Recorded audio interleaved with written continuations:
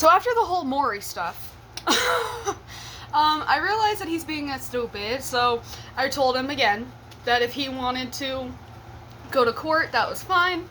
But other than that, stay the hell away from my life. That I know I'm a good mom. He knows I'm a good mom. Everybody knows that I'm a good mom. And I don't need to prove shit to him. And he said, well, I just want my son. And I'm like, I just want my virginity and my sanity back. But we don't always get what we want now, do we? And after that, he did not... Narcissists hate it when we take our power back. It is the worst possible thing for them to feel like they are losing control of the situation. And that could either save your life, or it could make the situation a lot worse. And in my situation, unfortunately, it made things a lot worse for me. So now, he tells his mommy on me that I'm standing up for myself. And so his mommy gets involved, and she's like, why are you telling my son that, that he's a bitch and all that? My response was, because he is. Like, I don't know what you want me to say to that. Like, was I supposed to be like, oh, thank you. Was I supposed to be like, oh, I'm sorry, Cheetos mommy, whatever. And then she gets in on the act of manipulating me to take my son from me. Something. So, I was freaking the fuck out. And I started telling my whole family about this, And then, at some point, I don't remember what happened to make her be on my side. But at some point, she was. Oh, I thought that was Italian sauce. Apparently, it's Italian seasoning, so now I got a whole bunch of spice on my plate. But, I'm gonna cut it with a fork. Anywho, so at this point, I'm freaking out. I'm losing my mind. I'm thinking I'm gonna lose custody of my son over some disagreement or whatever. He's like, okay, well then we're going to court. Okay, well then I'm gonna pull up all your medical records and blah, blah, blah, blah, blah. And I was freaking out, right? And then it hit me. Motherfucker doesn't know my fucking medical records because you need my social security number for that.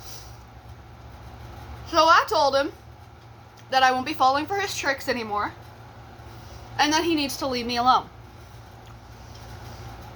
Well, this basically went on back and forth for like a couple of years.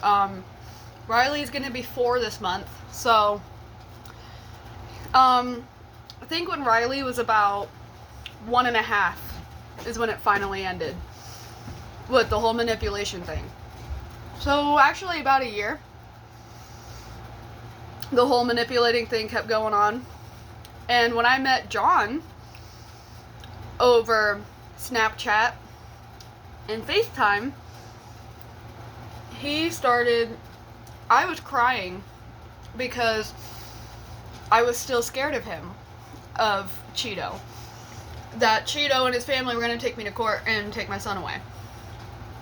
So, poor John answers the phone and I'm like, hi. He's like, are you okay? Like, what's going on? And I told him a little bit about... He knew about my situation before he knew my name. I was just like, I'm really scared. By the way, my name is Amber. And he was like, cool, I'm John. And then it took off from there. But, anywho. So, that's not ladylike. What's that? By the way, the first thing John said was not cool. He was a lot more interested in a lot more, like, in tune. But he did say cool to my name, because I was just like, he didn't know what to say to that. So he was just like, cool, I'm John. Anywho. So, he was the one who calmed me down and told me that he can't do shit. And then I remembered, dude's not even on the fucking birth certificate, so therefore he can't do shit. The judge is literally going to laugh at him. The judge is literally going to be like, okay, you're the dad. Congratulations. Pay child support, bitch.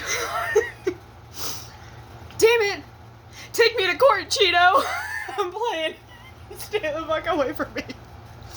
But, yeah, let's go to court, Cheeto. Fuck it. I need some money. I'm broke. Anywho.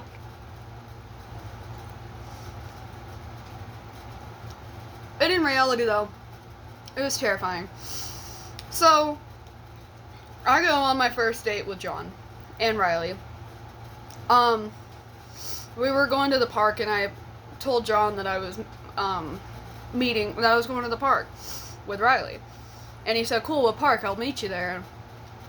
And then that's where we actually met face to face. But anyway, it wasn't until then that all hell broke loose. Because how dare I move on? I'm supposed to be obsessed. I'm supposed to be wrapped up in why isn't he texting me? Pacing back and forth. Freaking the fuck out, you know? Like, I'm not supposed to be happy. How dare I? You know? So, I don't know how the hell he found out. But at this point, John and I were boyfriend and girlfriend. Not engaged yet, not common law married yet. We were dating for literally a week when he found out somehow. And he was blowing up my shit. Calling me a whore, saying I'm a bitch, saying that I'm gonna poison our son, and blah blah blah. I'm a big baby and I got my feelings hurt. You hurt my ego. So, that's what I think about that. I spit on my phone. Oh shit.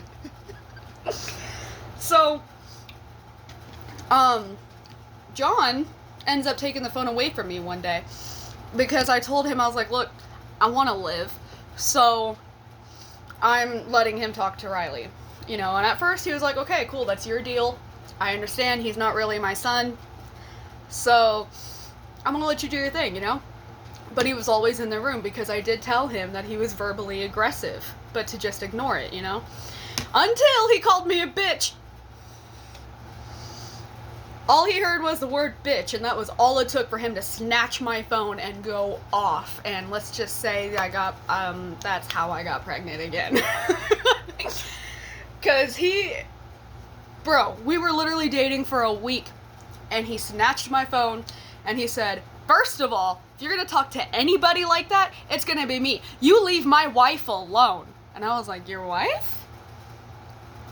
Can you be serious? No, you're right. I'm sorry. I'll shut up. Why am I still blushing?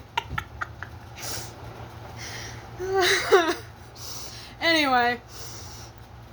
Yeah. So, that was all it took, man. And when I say that this man, Cheeto, gave me PTSD, he gave me PTSD. And I didn't even realize it until John snatched my phone. Because he was like screaming at him. He was like, you know, she still gets fucking nightmares. She wakes up screaming your name, telling you to get off of her. And he was just going off. Like, whatever he heard at night in my sleep set him over the edge. And I didn't fucking know about any of that shit until that day, until that conversation. And I'm just sitting here fucking mortified because he's hearing another man in my sleep. But it wasn't my fault, and he knew that it wasn't my fault. And it wasn't like oh, Cheeto! It was, oh, fucking Cheeto! Like, it was, like, terror screams, so it wasn't the same thing as, oh my god, Cheeto! You know? Like, I hate myself. So, and Cheeto had the audacity to respond with, so, she still thinks about me. Oh, fuck. But, like, what the, really? What the fuck? She still thinks about me. I'm sorry, but if one of my former partners came to me and was like, hey, look, you really fucked me up. I still have PTSD. I wake up, you're screaming your name and telling you to get off or, like, whatever. I would feel like the shittiest person on earth. My response would not be, so you're still thinking about me? Like,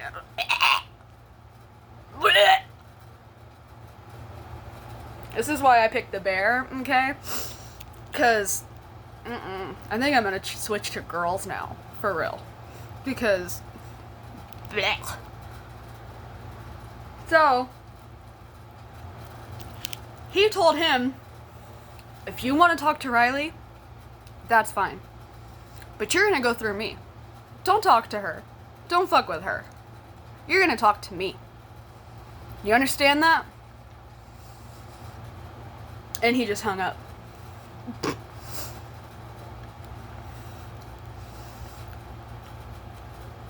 But